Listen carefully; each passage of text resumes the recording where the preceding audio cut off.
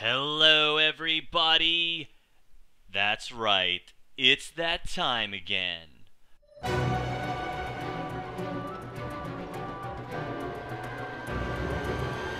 Welcome, welcome, viewers, old and new. Welcome to Let's Play Resident Evil 6.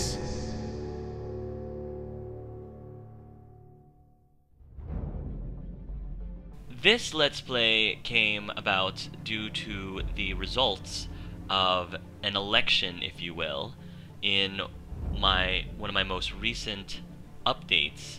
I had asked my viewers to vote on what game they would like to see me Let's Play next. And I gave them 3 different games to choose from, and 2 of the 3 games actually came out as a tie. They were literally given the same number of votes, and Resident Evil 6 is one of them, the other one being Deus Ex Human Revolution. And since it is now the holiday season, I figured, you know what, why don't I just give you guys a Christmas gift from me to you, and just play both games. So that's what I'm going to be doing. As for Resident Evil 6, I am very excited to play this game. I have been a big fan of the Resident Evil series for quite some time now. More so the earlier games in the series, like Resident Evil 1, 2, Codename Veronica, and as well as the GameCube remakes. I was a big fan of them. My favorite, however, I have to say, is Resident Evil 2, and maybe it might be because I'm partial due to the fact that it was the very first Resident Evil game that I ever played, but I enjoyed it because it, in my opinion, was the best crafted. The story was the best designed. The reason being that you were able to play one of 2 characters. There were 2 separate campaigns, one for Leon and one for Claire.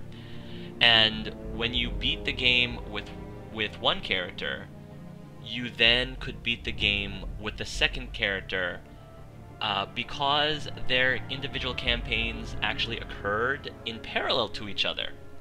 And so when playing the second character, it essentially answered questions of, oh, okay, so that's what that other person was doing, while I was doing all this other stuff.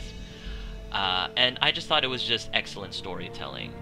And not only was Claire's playthrough unique from Leon's playthrough, but the overall story was also completely unique depending on which one you played first.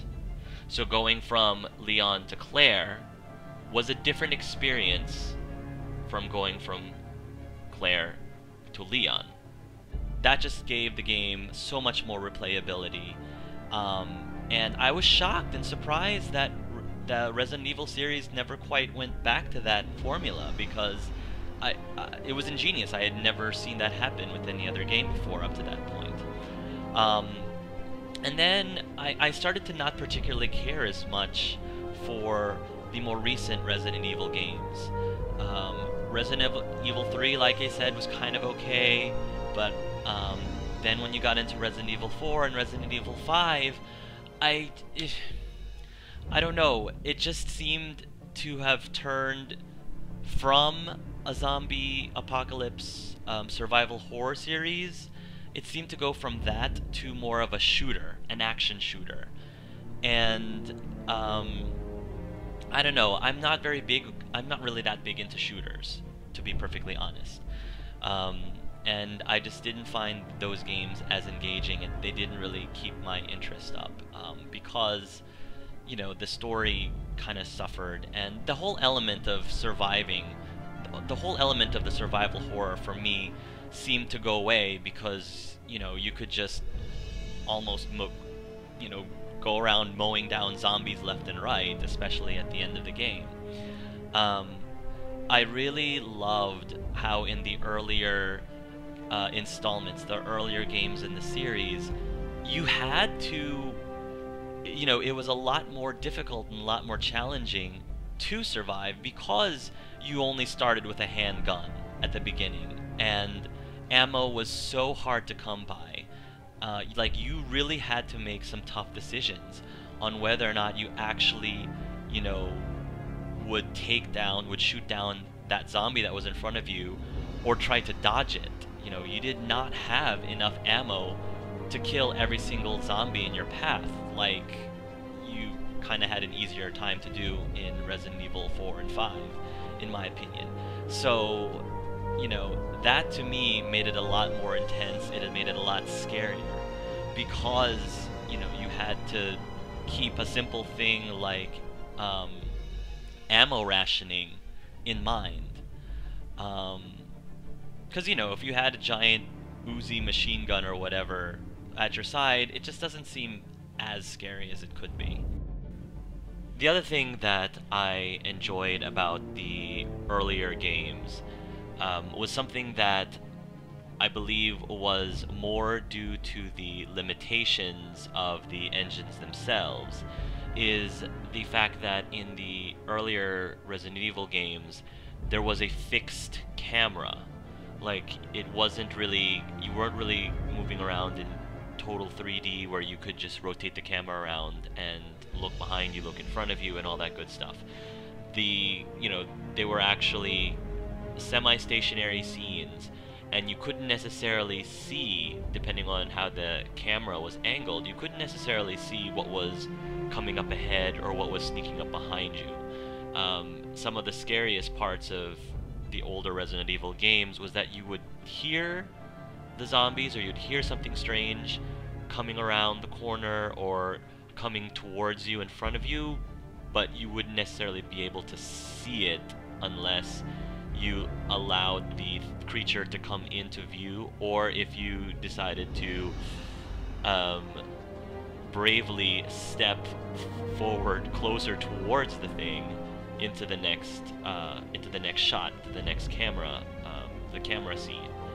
And I'm sure that annoyed a lot of players, and I'm sure people prefer the moving camera. And I mean, I can't really disagree with that completely either.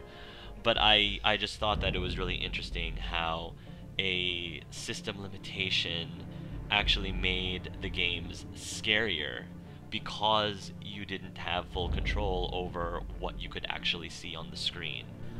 Now, for those of you who are new to the Resident Evil series, there is a YouTube video out there made by Slasher JPC, who basically does a recap of the Resident Evil games from 1 through 5 in just under 6 minutes.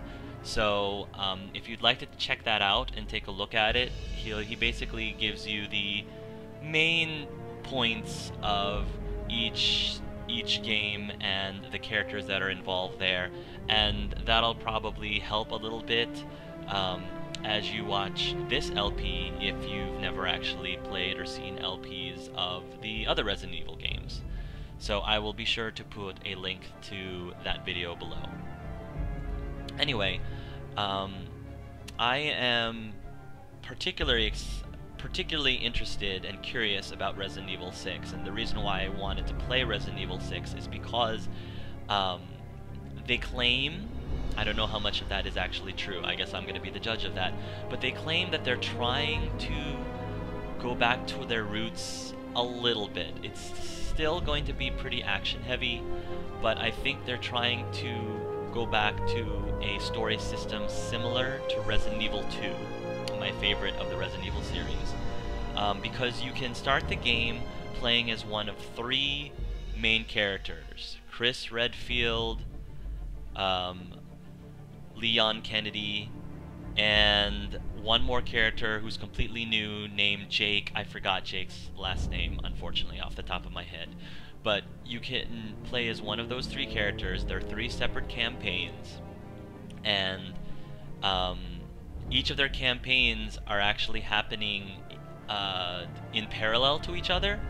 So once you finish up one campaign, you can move on to the next campaign, and and then beat that one, and then move on to the third campaign. And apparently there's a fourth campaign after that as well. And again, just like in Resident Evil 2, Leon might run into Chris, and then stuff happens, and then they separate, and then Leon might next run into Jake, and then stuff happens, and then they separate, which I think would be really interesting, because when that happens, I'm probably going to be wondering, what exactly is that other character doing in the meantime? And, you know, we won't necessarily find out until we actually play their scenario. And to me, that's very engaging. And I'm excited for that. Now, there is also a partner system, a co-op system design in this game. It's starting to become a staple to Resident Evil games. And because of that, for this LP, I wanted to take full advantage of that, because I felt that it really completed or enhanced the experience of playing Resident Evil 6. So this is actually going to be a Let's Play Together Let's Play of Resident Evil 6. My plan is to co-LP / co-commentate this game with a guest LPer, with a guest player. And I wanted to change the partner. I wanted to change my co-LPer with every campaign. So, you know, I'm trying to get a commitment from another LPer friend of mine to play a campaign with me, and then once we're done with that campaign, I'm going to go switch over to the next person. And I think that'll be fun, and that'll be interesting, and I think it'll be neat to see, because, you know, you get different perspectives from people as we play the game. There are different thoughts as we're going through, different attitudes, and, you know, every single campaign will just feel a lot more fresh when, you know, I switch around my partners like that. So hopefully that'll be something interesting, and something that you would be something that you would find intriguing to watch. And yeah, I guess that's basically it. So I guess in the next video we're gonna go ahead and start with my very first co-LPer friend of mine, and I guess I will see you then. So until next time, folks, love yourselves and love each other.